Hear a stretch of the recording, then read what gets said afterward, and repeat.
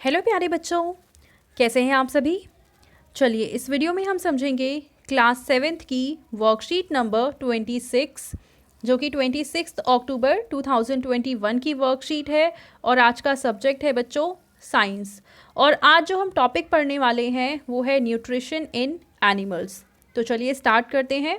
In this chapter we have learned, हम क्या पढ़ चुके हैं बस उसको रिवाइज ही करेंगे। Animal nutrition includes nutrient requirements, mode of intake of food and its utilization in the body।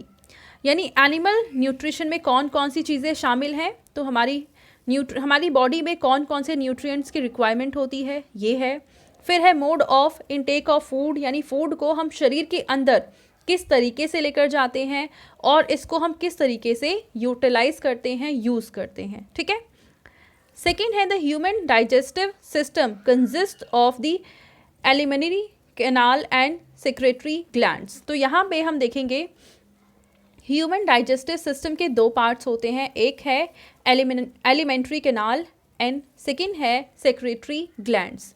तो एलिमेंट्री कैनाल वो सारी कैनाल्स एंड पाइप्स हैं जो हमारे डाइजेस्टिव सिस्टम का पार्ट हैं, और सेक्रेटरी ग्लैंड्स वो ग्लैंड्स हैं, वो ग्रंथियाँ हैं जो कि लिक्विड्स को सिक्रीट करती हैं जिससे कि हमारा फूड डाइजेस्ट हो पाए। ठीक है। अब इसको हम और डिटेल में देखें तो ये इनमें कौन कौन सी चीज़ें शामिल हैं। पहला है बक्कल कैविटी यानी हमारा मुंह, फिर है ईसोफेगस जिसको हम फूड पाइप भी कहते हैं, नेक्स्ट है स्टमक, फिर है स्मॉल इंटेस्टाइन, फिर है लार्ज इंटेस्टाइन जो कि रेक्टम में एंड होती है, फिर लास्ट में होता है एनस जहाँ से वेस्ट मटीरियल बॉडी से बाहर निकलता है। The main digestive glands which secrete digestive juices, तो वो ग्लैंड्स जो कि डाइजेस्टिव जूस को सिक्रीट करती हैं जिससे हमारा फूड डाइजेस्ट होता है, वो कौन कौन सी हैं। फर्स्ट है स्लाइवरी ग्लैंड्स जिससे स्लाइवा यानी लार निकलता है। सेकेंड है लिवर, लिवर के अंदर हमने देखा था एक ग्लैंड होती है जो कि जूस को सिक्रीट करती है। नेक्स्ट है पैनक्रियाज, पैनक्रियाज से भी जूस सिक्रीट होते हैं। The stomach wall and the wall of the small intestine also secrete digestive juices, तो जो स्टमक की वॉल है वहाँ से भी जूस सिक्रीट होते हैं एंड जो स्मॉल इंटेस्टाइन है उसकी वॉल से भी कुछ जूसेस सिक्रीट होते हैं। ठीक है। थर्ड है the modes of feeding very different organisms, तो अलग अलग ऑर्गेनिजम्स में जो मोड ऑफ फीडिंग है यानी खाना खाने का तरीका है वो भी अलग होता है।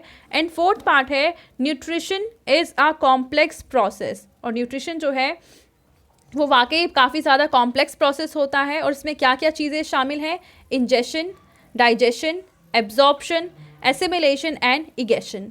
तो ये सारी चीज़ें शामिल होती हैं न्यूट्रिशन के प्रोसेस में। ठीक है। अब नीचे हमें एक क्वेश्चन दे रखा है और हमसे कहा हुआ है some names related to this chapter are given in the grid. यहाँ पे आपको एक ग्रिड दे रखा है और यहाँ पे आपको कुछ नेम्स दे रखे हैं। Find those and encircle them, तो इन सभी नामों को आपको इस ग्रिड में सर्च करना है और उनको सर्कल करना है। अब ये नाम कौन कौन से हैं। फर्स्ट है ईसोफेगस, सेकेंड स्टमक, थर्ड है स्मॉल इंटेस्टाइन, फोर्थ है पैनक्रियाज, फिफ्थ है liver, sixth ingestion, seventh digestion, eighth है एब्जॉर्प्शन, नाइन्थ है इजेशन एंड टेंथ है एसिमिलेशन। तो इन सभी को हमें ढूंढना है इस ग्रिड के अंदर और सर्कल करना है। ठीक है। तो चलिए हम स्टार्ट करते हैं इनको सर्कल करना। तो जो सबसे पहली स्ट्रक्चर आपको दिख रही है, जो पहला नाम है वो है ईसोफेगस। क्या आपको यहाँ पे ईसोफेगस कहीं नज़र आ रहा है? तो ईसोफेगस आपको नज़र आएगा, आप ध्यान से देखेंगे तो जो लास्ट का सेकंड कॉलम है ईसोफेगस, ये रहा। ठीक है। फर्स्ट हमने सॉल्व कर लिया। सेकंड है स्टमक, तो स्टमक आपको ढूंढना है कि इस पूरे पिक्चर में आपको स्टमक कहाँ दिख रहा है। ठीक है। तो स्टमक है आपका, ये रहा, स्टमक भी कंप्लीट है। नेक्स्ट है स्मॉल इंटेस्टाइन, तो स्मॉल इंटेस्टाइन यहाँ पे दिखाया हुआ है बच्चों। ठीक है। फोर्थ है पैनक्रियाज, और पैनक्रियाज आपको नज़र आएगा यहाँ पे, ये उल्टा लिखा हुआ है, पहले PAN पैन CREAS पैनक्रियाज। ठीक है। ये रिवर्स लिखा है तो आप रिवर्स को सीधा करके लिखेंगे। ठीक है। पैनक्रियाज कंप्लीट हो गया।